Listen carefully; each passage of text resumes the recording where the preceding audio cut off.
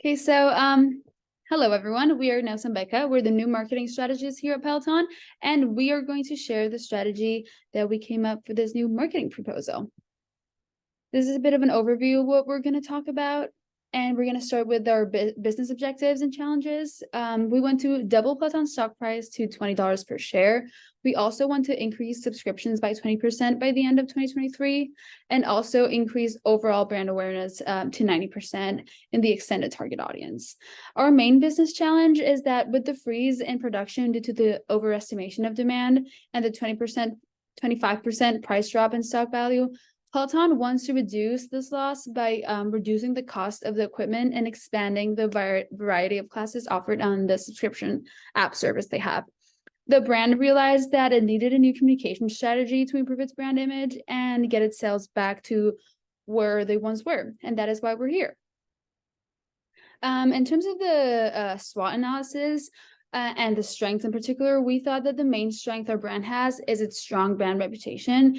It is one of the first companies to launch at-home exercise equipment of this magnitude, and it is one of the most recognizable ones.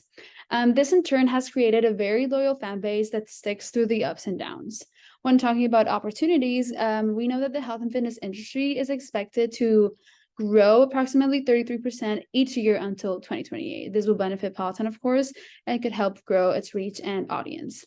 When discussing weaknesses, we think that the key weakness here is its high price point. This makes their products accessible to a very niche market and reduces the ability to expand significantly. And then when talking about the threats, we also believe that the main threat is the negative press that Peloton is receiving and how that could lead to a permanent negative shift in its overall reputation if action is not taken. And then when looking at the market share, we see that Peloton is one of the top players. And as we said before, we see that the industry is predicted to grow a lot until 2028.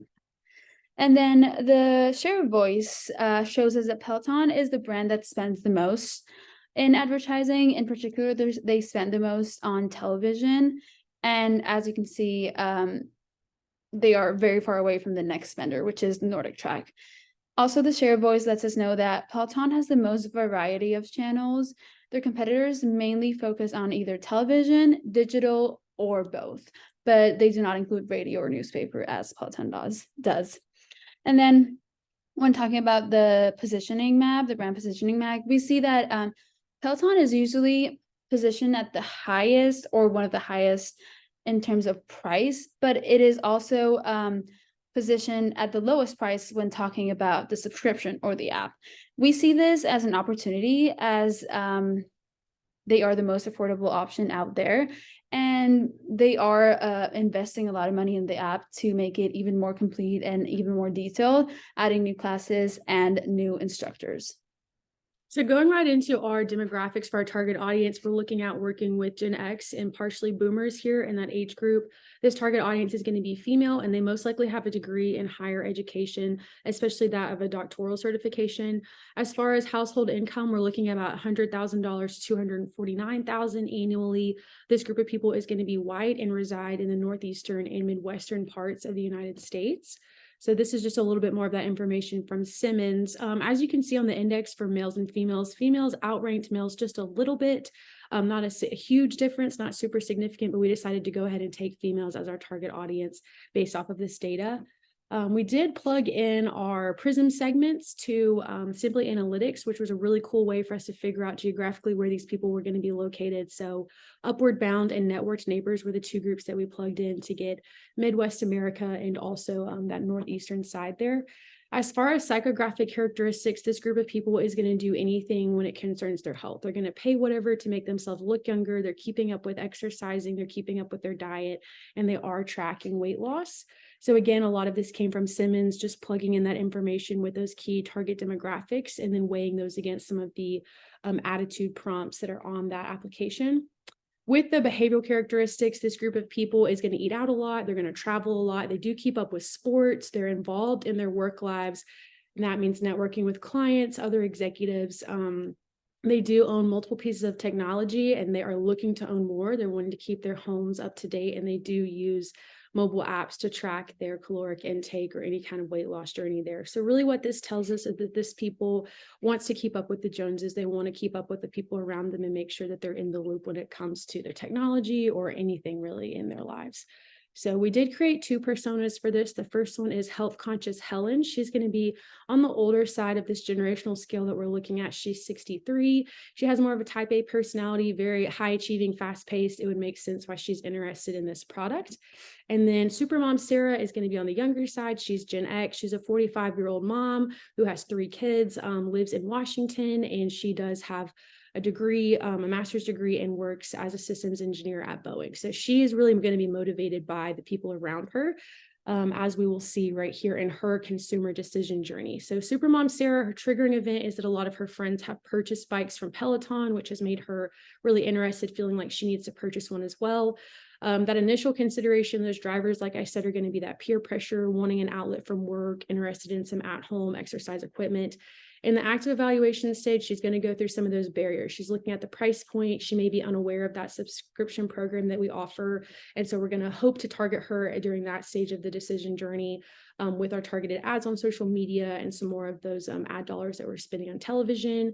So she purchases the product. She goes through the post-purchase experience. She's very satisfied and goes ahead and enters right into that loyalty loop where she recommends Peloton and advocates for them via word of mouth, much like was done for her when she first started this journey with the brand. So switching over to that media mix, as I touched on, this is going to be a graph that we pulled from Bionic that just talks about some of the channels we're exploring with those ad dollars.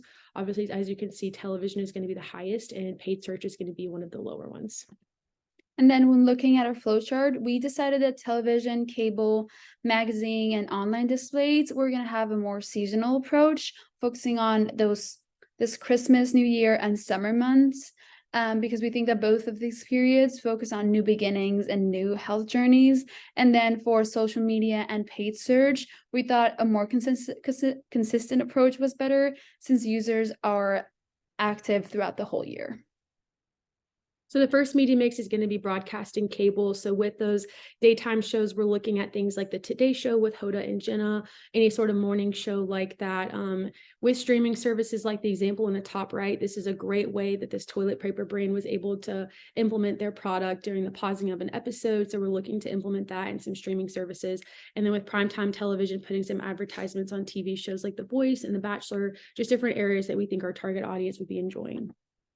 And then for social media, in particular paid channels, we want to do some paid Instagram and Facebook display ads to expand and reach our target audience, and especially focusing on our subscription app and service. We also believe that Peloton social media focuses on younger audiences and maybe starting to include a more mature audience that looks like our target audience more would improve both brand awareness and reach. We also want to encourage our audience to share their workout stats on their social platforms with a number of hashtags that we would come up with. And also another way of improving their earned channels is to create a stronger customer service, since we know it's a weakness. And by improving their customer service, we would have a positive impact on the reviews they would get and the comments on social media. And this would also tackle the goal of increasing our word of mouth.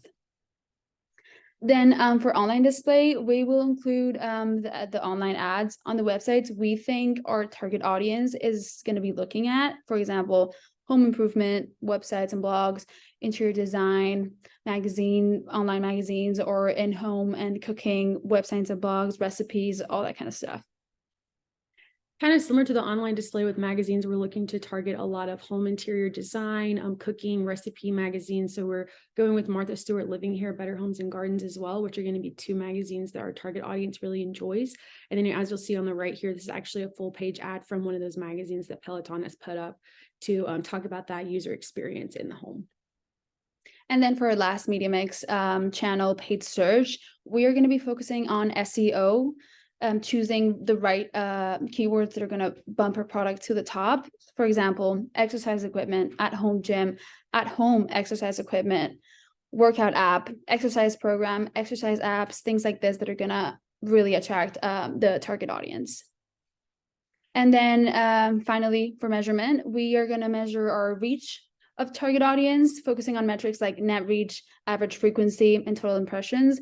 And also to measure increased app subscriptions 20%, we are going to, besides looking obviously at the number of subscriptions, we will monitor page visits and downloads, and also evaluate our ads through awareness, click-through rates, likes and shares, social mentions to see where our target audience is coming from, and also track sales and new app users. And then to tackle the third goal, the increased brand awareness, we're going to be focusing on the brand awareness KPI and using a pre and post campaign survey to measure that. So overall, we really just believe in the message of this brand and its ability to really impact this target audience that we've selected. So not only will we be helping this target audience do something that they really care about in keeping with their health, but we'll also be increasing that brand awareness and increasing that app subscription for Peloton. So just like this quote says, you were built for something. And we're really excited to continue the conversations about this campaign in the coming meetings. So thank you guys. Thank you.